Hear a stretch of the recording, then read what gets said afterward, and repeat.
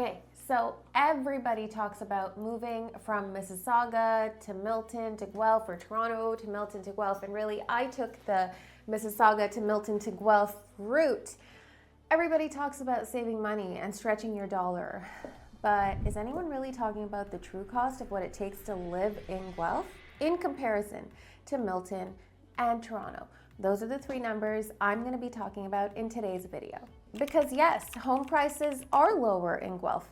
Home prices are that much lower in Milton when compared to downtown Toronto. However, your property taxes double if you're moving to Guelph. Your commute costs need to be factored in, and your daily life shifts in ways that most people aren't prepared for. So today, I'm breaking down the real cost of living in Guelph versus Toronto and Milton 2026 with latest numbers from the Treb Market and Guelph Market reports. So you can make a decision that fits your life, all your life, and not just your mortgage. Hi, I'm Varsha, your trusted Guelph realtor and neighbor, and here's my promise to you. I won't just show you the data. I'll show you what this data here today means for your monthly budget, your stress levels, your time, and hello, your future. Okay, let's ground this in verified numbers first. The average sales price for the city of Guelph for the month of November sits at $741,000,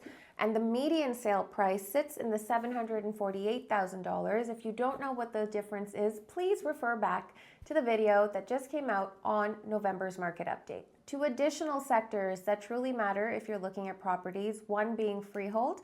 Our freehold property year-to-date average sits at $874,000, and our condo year-to-date average sits at $591,000. Now, let's zoom out a little bit and look at what the numbers in the Greater Toronto area are telling us. When it comes to the average price point, we're sitting at $1,039,000, so just over $1 million, $1,039,000. And in terms of sales, there were just over 5,000 sales, and that's actually a reduction of 16% compared to the year prior, so year over year. Milton, in terms of price points, because as you go along that 401 corridor, if you hit Milton and then you go further west, so right now we're in Guelph, and the further east you go, so for example, Milton, their pricing is generally steadily higher than our pricing here in Guelph.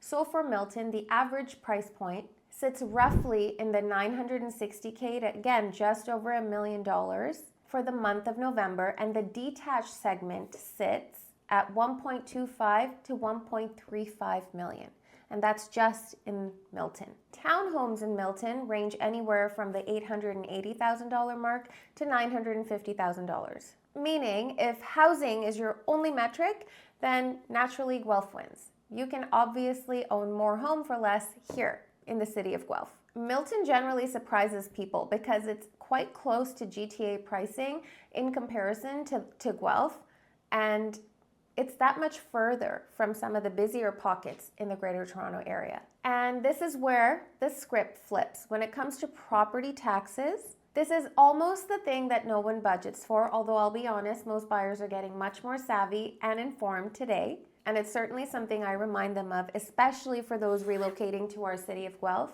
Guelph's residential tax rate is sitting at 1.39%, and just to give you a sense of comparison, Milton's tax rate sits at 0.82%, and Toronto's tax rate sits at 0.75%. For simplicity's sake, let's say we have a $900,000 property, and let's compare what property taxes would look like in those three cities. All right, so for the city of Toronto, you're looking at roughly over $6,000, closer to $7,000, at $6,785 for property taxes on a $900,000 home. Compared to the town of Milton, your Milton property tax is sitting at $7,420, again for the same property. Let's jump a little bit higher to Guelph. For simplicity's sake, if we're looking at the residential tax rate, Guelph's property taxes on that same example lands you over $12,000. Side note, from a personal standpoint, when we moved from Milton to Guelph, we not only doubled our property taxes, today we're sitting almost closer to triple. But would I change it for anything? Sure, I mean, I'd love lower property taxes. However, the quality of life that I've gained here balances it out. So keep in mind, the affordability story is not linear. You have to run the monthly ownership math, not just the sticker price. Let's jump into everyday living costs, and please keep in mind this is going to fluctuate per household. Let's break down some of the quiet costs. Groceries. Toronto is still 3 to 5% higher overall when it comes to costs there. Guelph and Milton benefit from suburban pricing and local farms and access to local growers. Let's talk about gas and commuting costs. Gas itself is around 1.5 to 1.6 per liter, and that's at the time of recording of this video. However, let's talk about the cost of commuting, your lifestyle costs. If you commute from Toronto to Milton, to Guelph, to Toronto, you're going to have to factor in the appropriate costs for gas, for GO train service, for parking, and your time. Let's talk about auto insurance. In Toronto, the average is about $2,200 a year compared to Guelph, where it's sitting at $1,700 a year. Again, keep in mind these are averages that are available to us. Every person's household is going to read a little bit different. And that was for auto insurance. When it comes to home insurance, Toronto sits at about $1,800 per year versus Guelph and Milton generally sits in the $1,300 to $1,500 per year bracket. You do see significant savings when you leave the Toronto insurance pocket and move out to Guelph or Milton. You do see savings in insurance. Okay, something I'd like you to factor in, because I'm out of touch with this pocket now, are daycare costs. I remember it being significantly high, and let me just ask Siri real quick what the average daily cost for daycare is. One sec. Hey Siri, what's the average daycare cost for the city of Toronto per day? Okay, this is something that I've just learned. It's about the Canada-wide early learning and childcare system. I'm gonna have to look into that a little bit further, but from what I remember, average daycare costs per day, especially with the younger kids, ranges anywhere from the $25 to $22 to $27 per day is pretty much your average. So, and not to mention wait lists. You're going to need to factor these costs regardless of what city you live in, and perhaps even the programs that you have access to. So perhaps there's programs that are available for a lower cost in Toronto. You'll have to factor in the difference, whether it's worth it, and the housing prices and the property taxes, and is relocating even worth it to you at that point for that stage in life. Right? There's many factors that come into play, but this is a factor for cost of living when it comes to daycare costs that you'll need to factor in, keeping an average of $22 to $25 a day. Okay, something we definitely have to talk about is your lifestyle. In Toronto, you've got high convenience, high temptation, access to everything, walkability, and there's high costs involved too. You know, I don't really fall for the idea that some people say you can't really find community. I think Toronto is built on community, and a really supportive one at that. Now, moving out to us suburbanites here, right? Whether you're going to Milton or Guelph, your lifestyle is going to be much more suburban, much more family friendly if you have a family. And if you make it as far west as Guelph, we're talking, you may be forced to become a nature enthusiast. It's just going to have to be you and the outdoors, because a lot of your time is going to be spent supporting our local businesses here and navigating some of our incredible trail systems. And so if you're factoring in the cost of living, these lifestyle elements need to be factored in to your monetary costs. If I really had to break it down, I'd say Toronto gives you convenience, Milton gives you proximity, and Guelph gives you connection. Don't come at me. You'll probably find connection everywhere, but I've genuinely found it in a deep way here in Guelph. Each one has a cost, whether financially or emotionally. Speaking of which, let's talk about the emotional cost of living. If you have children, you're going to wonder, will your kids belong here? Will their school systems be diverse enough? Will they be high, top-rated schools?